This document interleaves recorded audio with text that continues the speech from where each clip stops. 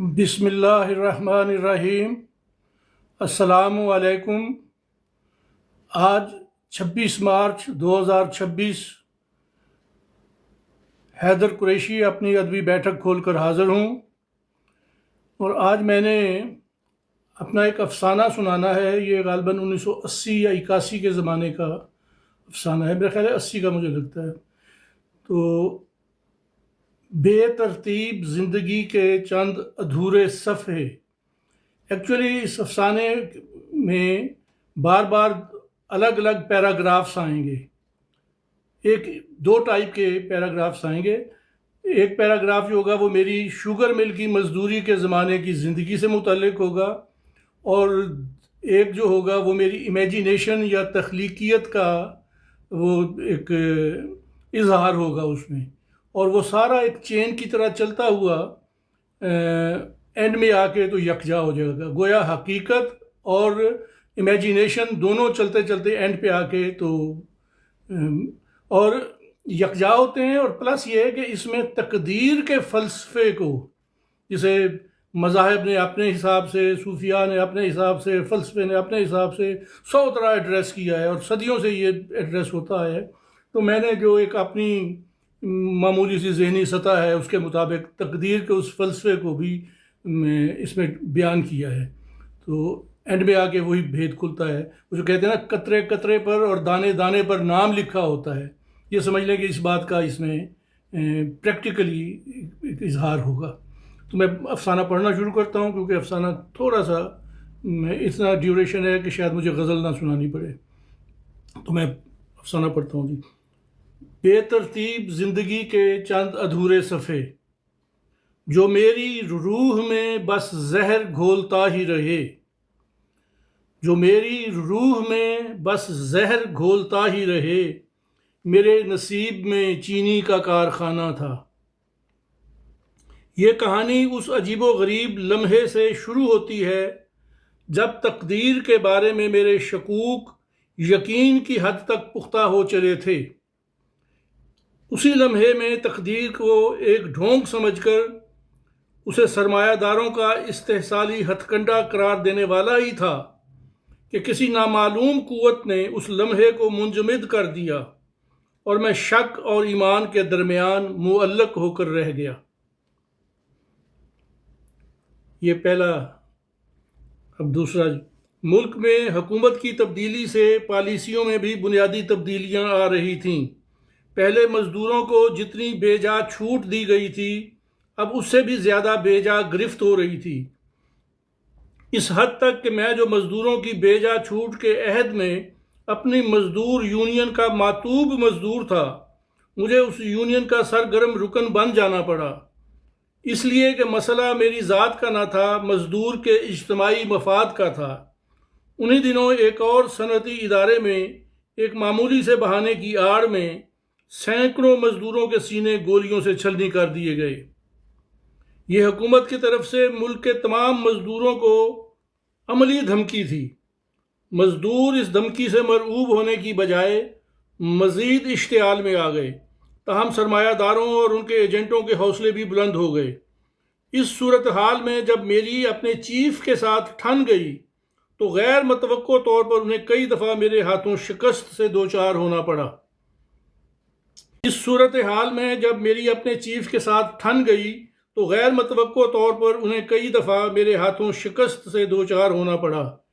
میری ان غیر متوقع کامیابیوں نے میرے اس شک کو مزید تقویت پہنچائی کہ تقدیر کا شوشہ سرمایہ داروں اور استحصالی قوتوں کی اختراع ہے۔ میں شک اور ایمان کے درمیان اس منجمد لمحے میں معلق تھا جب روشنی کی ایک کرن مجھ پر اتاری گئی۔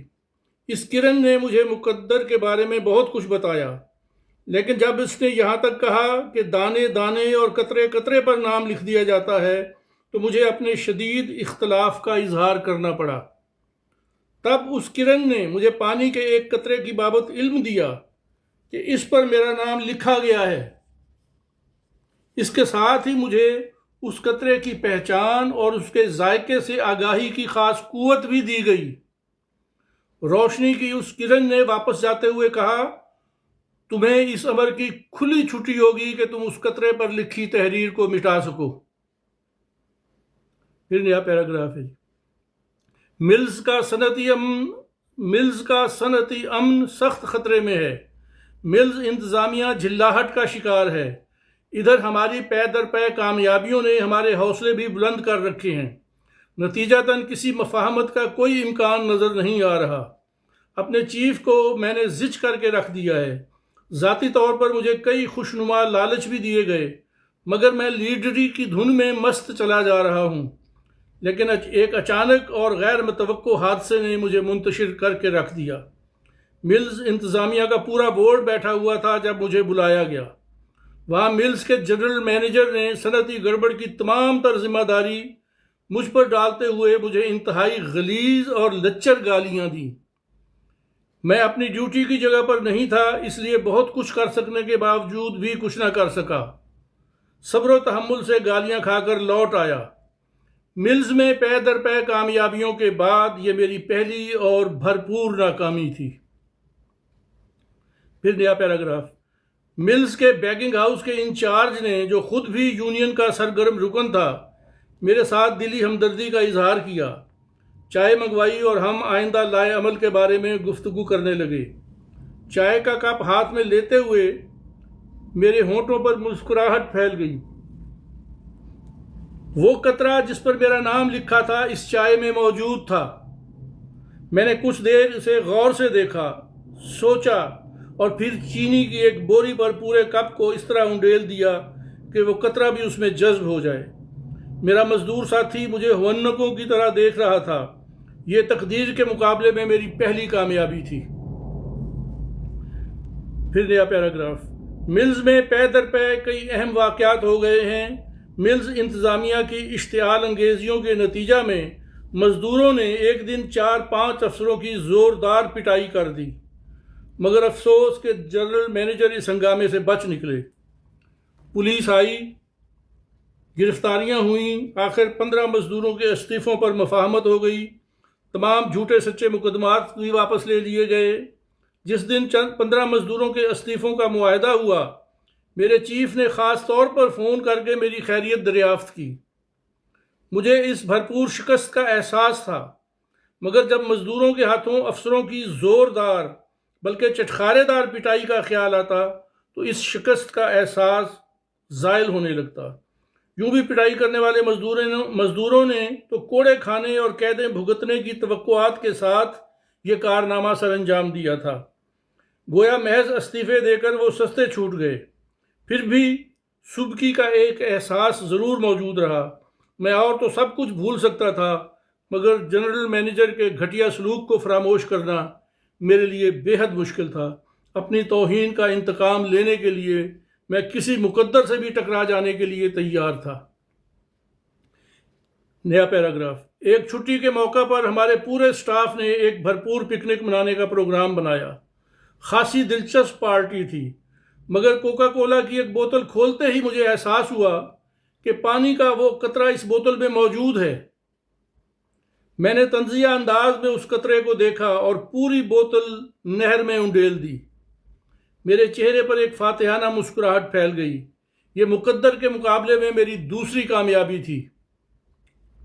نیا پیراگراف، میرے چیف کی سرگرمیاں میرے خلاف بڑھتی جا رہی تھیں۔ لگتا تھا وہ میرے سارے قرض یک مشت چکا دینا چاہتے ہیں، مگر پھر ایک دن انہوں نے زندگی کے سارے قرض بھی چکا دیے۔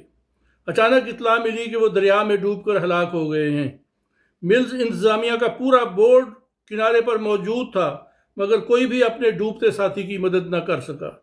اس سانحہ کے کچھ عرصہ بعد چینی کی بلیک مارکیٹنگ کی تحقیق کے دوران کوکا کولا کی انتظامیہ نے حکام کو بتایا کہ انہوں نے چینی ہماری شوگر مل سے خریدی تھی۔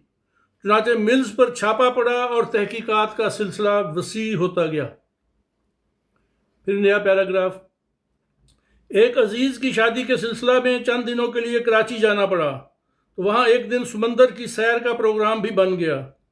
میں سمندر کی بل کھاتی اور لہراتی ہوئی لہروں کو آتے جاتے دیکھتا رہا، پھر خود بھی سمندر میں اتر آیا۔ لہروں کا مجھے چھو کر دور تک چلے جانا اور پھر شریر انداز میں واپس ہونا مجھے بڑا خوبصورت لگ رہا تھا۔ میں جیسے کھو سا گیا۔ ایسے میں ایک لہراتی ہوئی لہر کو آتے دیکھ کر میں نے اپنے ہونٹوں کو دائرے کی شکل میں وا کیا اور اس کا پانی اپنے منہ میں بھرنے کے لیے انتظار کی حالت میں کھڑا ہو گیا۔ اچانک مجھے ایک جھٹکا سا لگا، میں جیسے نیند سے بیدار ہو گیا۔ اپنے ہونٹوں کے دائرے کی عین سیدھ میں آتی ہوئی لہر میں مجھے وہ قطرہ صاف نظر آ رہا تھا۔ میں نے اپنے ہونٹ سختی سے بند کر لیے اور جو ہی وہ قطرہ میرے قریب پہنچا میں نے ایک زوردار ہاتھ مار کر اسے پرے پھینک دیا۔ یہ مقدر کے مقابلے میں میری تیسری شاندار کامیابی تھی۔ ملز انتظامیہ کی زیادتیوں کا یہ عالم تھا کہ وہ میری تعلیم اور صلاحیتوں کو جانتے ہوئے بھی نہ صرف مسلسل نظر انداز کر رہی تھی بلکہ اس کا رویہ میرے خلاف خاصا جارحانہ تھا۔ جائز حقوق کی پامالی نے میرے اندر کے باغی کی حوصلہ افزائی کی۔ میں اب مقدر کو بڑی حد تک ڈھونگ سمجھنے لگا تھا، لیکن ملز پر پڑنے والے چھاپے کے نتیجہ میں جب جنرل مینیجر کی بجائے وہ افسر گرفت میں آیا جس نے ایک دفعہ ایک غریب مزدور کو ناجائز طور پر گرفتار کروا کے نہ صرف پولیس سے پٹوایا تھا بلکہ پھر اسے ملازمت سے بھی نکلوا دیا تھا، تو مجھے قدرت کے نظام پر از سر نو غور کرنا پڑا۔ پھر نیا پیراگراف۔ پانی کا گلاس ہاتھ میں لیتے ہوئے میری آنکھیں چمک اٹھیں۔ وہ قطرہ اس گلاس میں موجود تھا۔ میں نے اس گلاس کو میز پر رکھ دیا، ایک دوسرے گلاس میں پانی منگوایا، پھر دوسرے گلاس کو پہلے گلاس سے یوں ٹکرایا جیسے جام سے جام ٹکرائے جاتے ہیں، پھر دوسرے گلاس کا پانی پی کر اس پہلے گلاس کو پھر اٹھایا، اس قطرے کو ایک فاتحانہ انداز سے دیکھا اور پھر تقدیر کے نام جامع صحت کہہ کر اس گلاس کو فضا میں اچھال دیا۔ پانی زمین پر گر کر پھیلنے لگا اور پھر اس میں جذب ہونے لگا۔ تقدیر کے مقابلے میں یہ میری چوتھی کامیابی تھی۔ مجھے اپنے پاؤں زمین پر ٹکتے نہیں معلوم ہوتے تھے۔ میں ایسا محسوس کر رہا تھا کہ اب ہر استحصالی قوت سے ٹکرا سکتا ہوں۔ پھر نیا پیراگراف۔ ملز میں چینی کی بلیک کے سکینڈل کی تحقیقات کا کوئی واضح رخ ابھی تک سامنے نہیں آیا، تاہم افواہیں گرم ہیں کہ ملز کے مینیجنگ ڈائریکٹر، جنرل مینیجر اور کچھ افسروں کے وارنٹ گرفتاری جاری کر دیے گئے ہیں، جبکہ یہ تمام افسران غائب ہیں۔ میری دلی خواہش ہے کہ اس معاملہ میں کم از کم جنرل مینیجر کا انجام ضرور ذلت آمیز ہو۔ پھر نیا پیراگراف۔ میں شہر سے ایک قریبی گاؤں میں اپنے ایک دوست سے ملنے گیا تو وہیں گہرے گہرے بادلوں نے آ لیا۔ اصولاً مجھے واپسی کی فکر کرنی چاہیے تھی، لیکن موسم اتنا خوشگوار تھا اور شاعرانہ سا تھا کہ میں اس سے بچوں کی طرح لطف اندوز ہونے لگا۔ ہلکی ہلکی بوندا باندی شروع ہوئی تو میں نے بارش کے ٹھنڈے اور میٹھے قطرے اپنے منہ میں ڈالنے کے لیے ہونٹ کھولے اور منہ اوپر کیا۔ میری آنکھیں بارش کے باعث جھپک رہی تھیں۔ اچانک میں نے دیکھا وہی قطرہ سیدھا میرے منہ کی طرف آ رہا تھا۔ میں نے ہونٹ بند کر لیے اور پھر اس قطرے کو زمین پر گرتا دیکھنے لگا۔ مجھے اس قطرے کی بے بسی پر رحم آنے لگا۔ میں خود کو ہواؤں کے ساتھ اڑتا ہوا محسوس کر رہا تھا۔ میں نے تقدیر کو خشکی کے راستے سے بھی شکست دی، پانی کے راستے سے بھی شکست دی اور اب آسمان کے راستے سے بھی میں نے اسے شکست دے دی تھی۔ میں اپنی عظمت کو خود ہی حیرت سے دیکھنے لگا۔ پھر نیا پیراگراف۔ اتنے دن غائب رہنے کے بعد آج جنرل مینیجر ملز میں دیکھے گئے۔ معلوم ہوتا ہے کہ ضمانت کرا کے آئے ہیں، لیکن سپہر تک اطلاع ملتی ہے کہ پولیس نے جنرل مینیجر کی کوٹھی کو گھیرے میں لے کر اس کی پچھلی کھڑکی کے شیشے توڑ کر اس راستے سے اندر داخل ہو کر موصوف کو گرفتار کر لیا ہے۔ مجھے عجیب سی مسرت کا احساس ہوتا ہے۔ پھر نیا پیراگراف۔ مسرت کی اس عجیب سی کیفیت کے ساتھ میں گنے والے کیریئر کی طرف آتا ہوں۔ یہاں گنے سے لدے ہوئے کتنے ہی ٹرک، ٹرالیاں اور بیل گاڑیاں موجود ہیں۔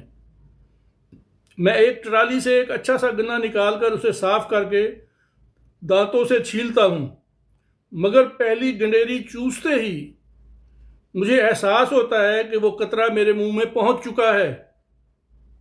اس کے ذائقے سے آگاہی کی جو خاص قوت مجھے دی گئی تھی وہ اس کی تصدیق کر رہی تھی۔ وہ قطرہ پوری طرح میرے منہ میں گھل گیا تھا۔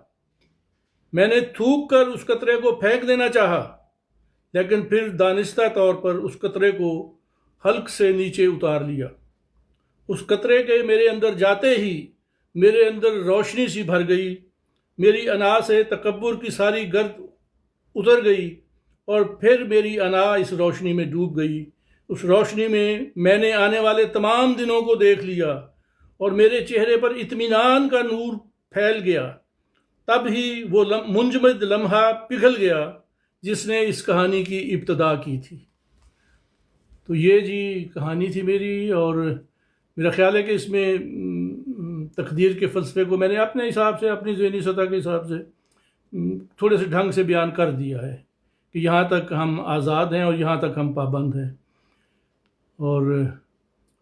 اور دیکھیں وہ جو آخر میں ہے کہ میں نے آنے والے دنوں کو دیکھ لیا، تو وہ کتنی میری بے بسی کے مزدوری کے دن تھے۔ 1980 یا 81 کی بات ہے یہ، اور بلکہ ثانیہ جو تھا وہ تو 1979 کا تھا، ہاں، جب افسروں کو پٹوایا تھا۔ مطلب ہم سارے اس میں شامل تھے، لیڈری کا شوق تھا ان دنوں میں، تو 6-7 افسروں کی ٹھکائی کرائی تھی، بڑی بری طرح سے مزدوروں نے مارا تھا ان کو۔ پھر تو مطلب ہے کہ اس زمانے میں جو اتنے برے حالات سے گزر رہا تھا، تو میں اینڈ میں آگے کہہ رہا ہوں کہ میں نے آنے والے اپنے ان شاندار دنوں کو دیکھ لیا۔ تو دیکھ لیں میں ان شاندار دنوں میں بیٹھا ہوا ہوں اب۔ بولے کہانی ہی ہے، امیجینیشن ہی ہے، لیکن دیکھیں کہانی بھی کیسے سچ ہو جاتی ہے اور امیجینیشن کیسے صحیح ہوتی ہے۔ تو بہرحال آپ سب کا شکریہ۔ ہاں مہرین آپ بھی آئی ہیں، ناہید آپ بھی آئی ہیں، آپ دونوں کا بہت شکریہ، باقی صاحبان بھی جو آئے ہوئے ہیں سب کا شکریہ۔ اور بس میرا خیال ہے کہ اتنا کافی ہے، یا کچھ غزل سناؤں؟ غزل نہیں سناتے آج، یہ تھوڑا سا افسانہ طویل تھا۔ تو